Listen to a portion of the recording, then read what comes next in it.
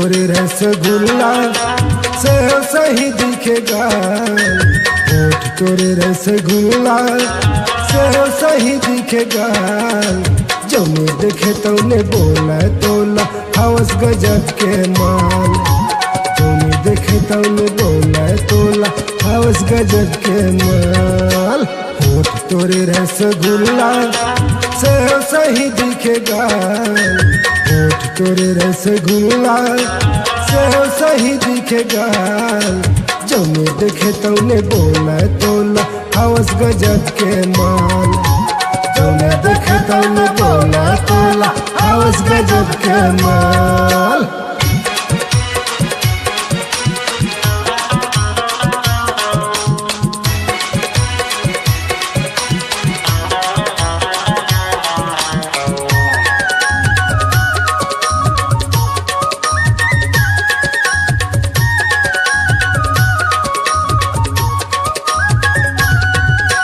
तोर जवानी के चर्चा सब डहर है। रूप के तोर दीवाना जम्मू छत्तीसगढ़ है।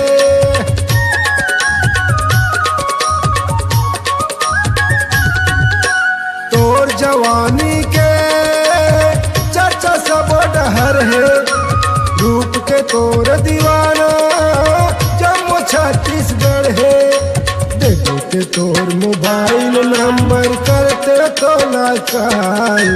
देते तोर मोबाइल नंबर करते तोला काल। जौने देखे तौने बोला तोला हवस गजब के माल। जौने देखे तौने बोला तोला हवस गजब के माल।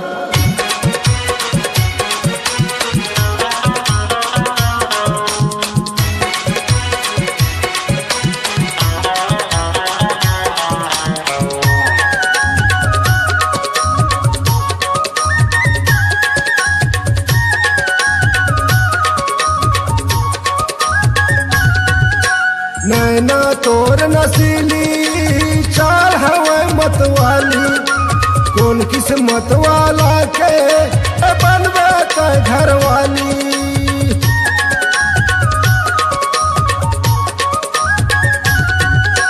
नैना तोर नसीली चाल हवा मतवाली। कौन किस्मत वाला के बनवे का घर वाली। चांदी के जैसे तन है सोने के जैसे बाल। चांदी के जैसे तन है सोने के जैसे बाल। जौने देखे तौने बोला तोला हवस गजब के माल। जौने देखे तौने बोला तोला हवस गजब के माल।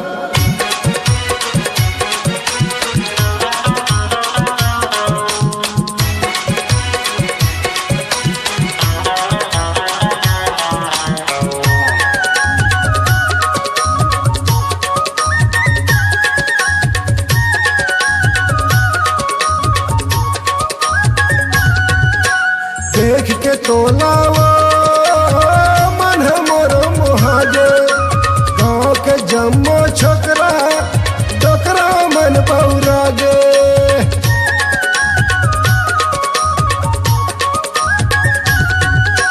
देख के तोला वो मन मोर मोहागे।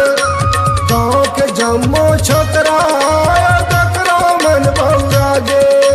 देख के तोला हवन के हाल हो गए है बेहाल। देख के तोला हवन के हाल हो गए है बेहाल।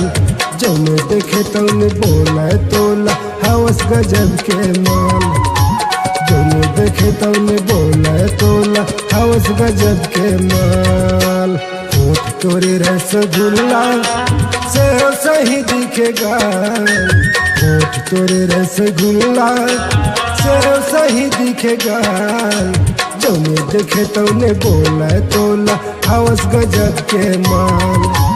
जौने देखे तौने बोला तोला हवस गजब के माल। जौने देखे तौने बोला तोला हवस गजब के माल। जौने देखे तौने बोला तोला हवस गजब के माल।